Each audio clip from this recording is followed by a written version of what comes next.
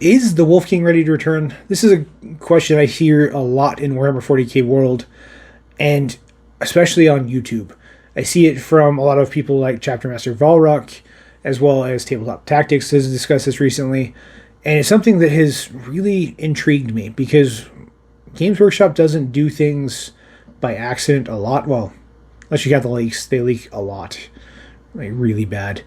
But when it comes to Primarchs and things like that, they try and have them be as stable a structure and a solid base introduction as possible. We saw this with the Lion, we saw this with Guilliman, and we've even seen this with several of the traders as well. So the big question I keep hearing is, will Russ return next? And to be honest, I don't think so. I think he's actually going to be one of the last ones to come back. But because he's a lot of people's favorites, Games Workshop keeps talking about bringing him back and trying to figure out a way to make it work. I think we're actually missing a couple of key components to really bring back the stability and structure needed to give Russ a reason to come back. Because right now, there's still hope of other Primarchs coming back to save the Imperium. But that's not what Russ has promised. He's promised to come back when the Imperium needs him most. Before we dive into this, let's hop over to our sponsor of this video, vidIQ. vidIQ actually helped me create the detailed outline for this video. So let's talk about them, and then we'll dive into more Russ lore. You guys may not have noticed lately, but I've been working on leveling up my YouTube channel to a whole new level. And because of that, the tool I've been using to do that has reached out to me and actually wants to affiliate with me, which is wonderful. And that is vidIQ. vidIQ is a software that specializes in leveling up your YouTube channel. It's been a long YouTube journey for me, and I'm not here because I want to blow up and become YouTube famous. That's not what I want. I'm here because I like to share my passion for Warhammer 40K lore and talk about the things I can't really talk about with my friends. A lot of my friends who play Warhammer 40K are a lot more casual than I am when it comes to lore, and being able to do these deep dives and talk about lore accurate armies and things like that isn't something I can do in my daily life. So I'm here. And because of that, I wanted to find all of you guys that are the same way. And that's what drove me to vidIQ. vidIQ is an amazing tool that gives you access to thumbnail idea generators, script outline generators, which we're actually using for this current video. It also helps you with a lot of the back-end stuff, things like tags and keywords and making sure your descriptions are accurate and detailed. All these little things are little minor tricks that help me find more of you. In the last few months since I've started doing this, I've had multiple videos reach over 5,000 people, which beforehand, if you go look, even a year ago, I was reaching maybe 100 if it was a good video. So vidIQ has really made a difference and helped me refine my skills through various trainings and tools so that I can share my videos and my love with you guys. So if this is something that intrigues you, if you want to be able to share your videos and your interests with more of the general public, there's a link down in my description that will take you to an awesome affiliate site and help you guys get set up. There are free options as well as different paid options that you can do, and I definitely recommend checking them out and figuring out what's best for you. Now let's get back to the video that vidIQ helped me create. There have been several key prophecies to talk about when Primarchs are going to be returning. And I've done a whole video on that, the Primarch Prophecies video, which I'll pop up right up here so that you guys can go check that out. Feel free to pause this and come back if you need to get caught up on that. But we've seen a lot of details about when Primarchs are going to be coming back to Warhammer 40K, including maybe even their order and qualifications to what they're going to need to come back. But a lot of these prophecies have one thing in common, and that is that they don't mention when two Loyalist Primarchs are going to be coming back. One is Vulcan, and the other is Russ. We don't really know why. Games Workshop hasn't given us an actual reason for that, and I think that might actually be the point. They're not wanting to give us detailed reasons for why those two aren't there, so that they can play up the end times better. Now, we do have a lot of key books to talk about Russ and who he is and where he came from and when he's going to be coming back. Things like Prospero Burns by Dan Abnett, Wolfsbane by Guy Haley, Ashes of Prospero by Gav Thorpe, and a lot of the Primarch series snippets from various different authors that hint at when Russ is coming back. But we don't really have any details. So I decided to deep dive Russ, who he is, things like the Wolftime, what they represent, and what might trigger the return of Russ. So there are a few key points you need to know about Russ's disappearance that are critical to understanding when he's going to be coming back. And that is Russ's vision of the final feast, where he watches his brothers disappear one by one and chooses to pursue the warp and chaos and try and find his destruction. And because of this, he actually takes the 13th Great Company into the warp with him to go fight. We do not know their fates. We suspect that most of them are probably dead at this point, which is echoed in the prophecy by Fang in Ashes of Prospero, but we don't really know details. We don't know what his state's like. Has he been altered by the warp? Has he learned or changed and lost maybe some of his brash nature that makes him more like Thor and maybe even turned him into more of an Odin? We don't know. We haven't seen anything from him. There's not been any mention of him. It's kind of like Jagatai Khan that way, that we just don't know where they are and what they're doing. But we do know some details of the Wolftime itself. To quote one of these prophecies that we're actually given, in the darkest hour of man's fate, the Wolf King shall return. Now, this quote is actually one that's echoed throughout mythology, specifically Norse mythology with Ragnarok. Now, this might not be news to you guys, but it was something I found very interesting. Because Ragnarok isn't exactly what we've been led to believe by modern pop culture. In modern pop culture, we think it's just the end times for the Norse gods, which is technically true, but there's a lot more to it.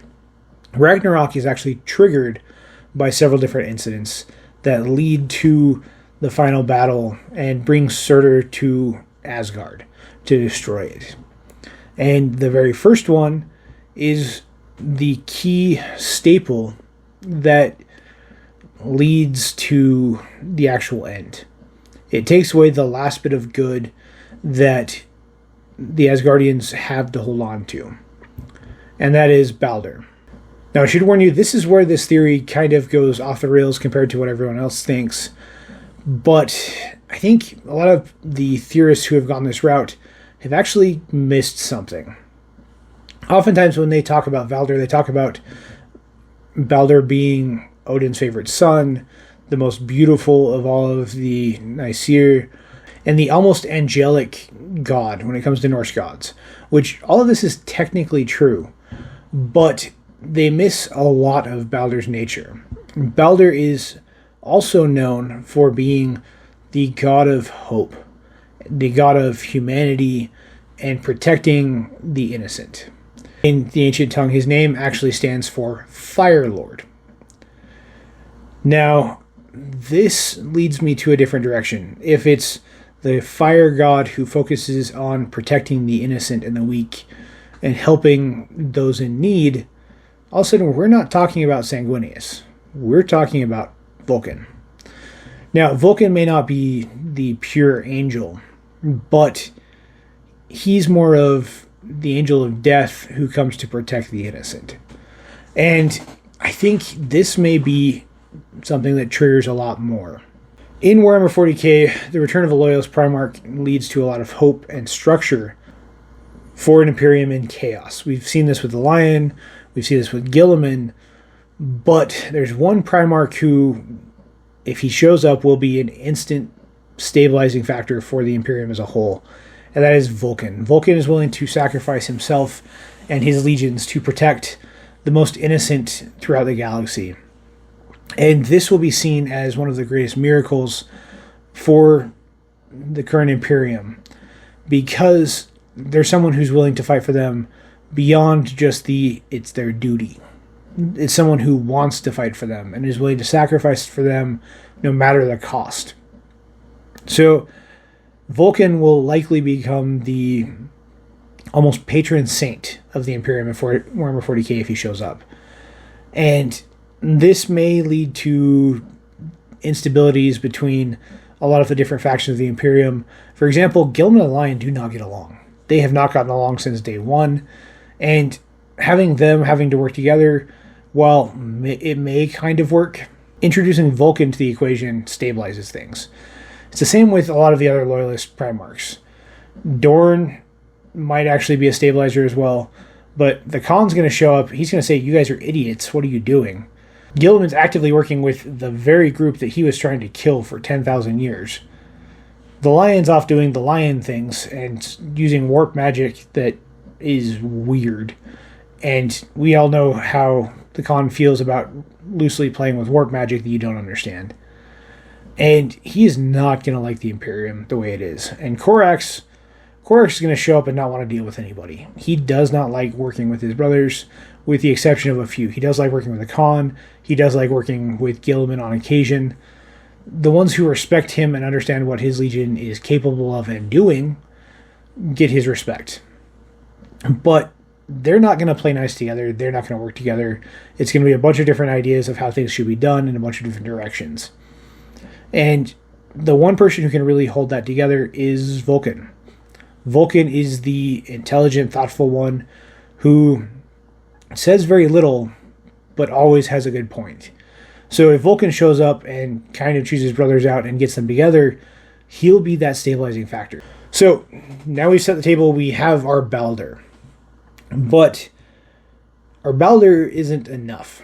But before we get into that, let's have a brief conversation about the channel, where it's going, and where you can get really cool merch, like this Readers of the Wargame t-shirt and really cool seasonal hoodies as well. Hey everybody, I wanted to thank all of you guys for being part of this channel. It's been a lot of fun to share all of these videos with you and talk Warhammer and other games. If you want to be more involved in this community, we are currently working on building up our Patreon and Discord so that you guys can be more involved, share your thoughts, have discussions, and become a real part of this community. On top of that, we are getting super close to being able to include our shop on this channel so that you can get your Readers of Wargame merch directly here instead of on my website, which is www.tylertartar.com. So make sure you go check that out as well. And if you can, one thing we're missing is watch hours. So if you can spare us a little time and check out a second video, I would greatly appreciate it. In Scandinavian mythology, there's one very common accepted start to Ragnarok, and that is Baldur's murder. Baldur is murdered by Loki, the trickster god, who finds a way to kill him even though he's considered invincible. And not just kill him, but kill him permanently. This screams that someone's going to have to kill Vulcan. For Loki, the trickster god, I don't know if that's going to be Omegon or if it's going to be Magnus. Both have a lot of that trickster nature, especially now that Magnus is allied with Zeech. Him being the trickster god who kills Vulcan permanently might be an interesting plot point that does lead to full-scale Ragnarok, or in Warhammer 40K terms, the Wolftime.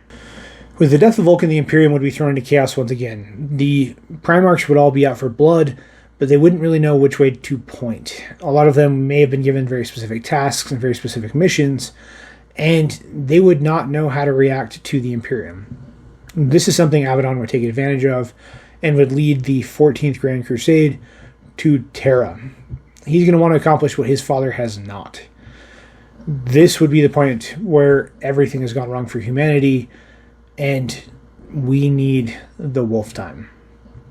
For me, this is where Russ would come in, whether that be through one of the webway gates that has been broken, like the gates on Terra, or from a different avenue, maybe pushing out after the Black Legion through the Eye of Terra to attack them from behind, which I think would be a fascinating story as well, to watch the Space Wolves and the Legion of the Damned slam into the backside of Abaddon's crusade and watch him get sandwiched and have to shatter and flee, very similar to what happened to Horus himself. And this parody and match, I think, would be a really fun story to write, as well as a story to read.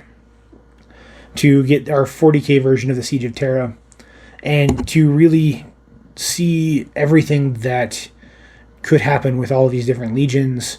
Some may be lost, some may change, some may have to adapt to unique new situations. And I think that would be a really fascinating story for the Wolftime. Now, there are a couple different theories that I've heard that are pretty good and may be a different route to go. And that is that Russ has become corrupted by the warp. Not a chaos Primarch, but kind of like Corvus Corax is referenced. He may be a little bit unstable, a little bit unbalanced, very altered. One of the big suggestions that I hear commonly is Werewolf Russ, who comes chasing the World Eaters and several other groups out of the Eye of Terror when they come to fight. This may happen. This may be the direction they want to go. And if you're going Werewolf Russ, this is the way you probably should go. Now, if you're going Odin Russ, which is the route I think would be way cooler, because you've got to see this kind of growth and adaptation with Guilliman and the Lion. If you go that route, I think the Ragnarok route would be a lot cooler to go and really display all of the different ways he's developed. But what do you guys think? How do you think Russ is going to come back? What do you think is going to trigger it? Let me know in the comments below.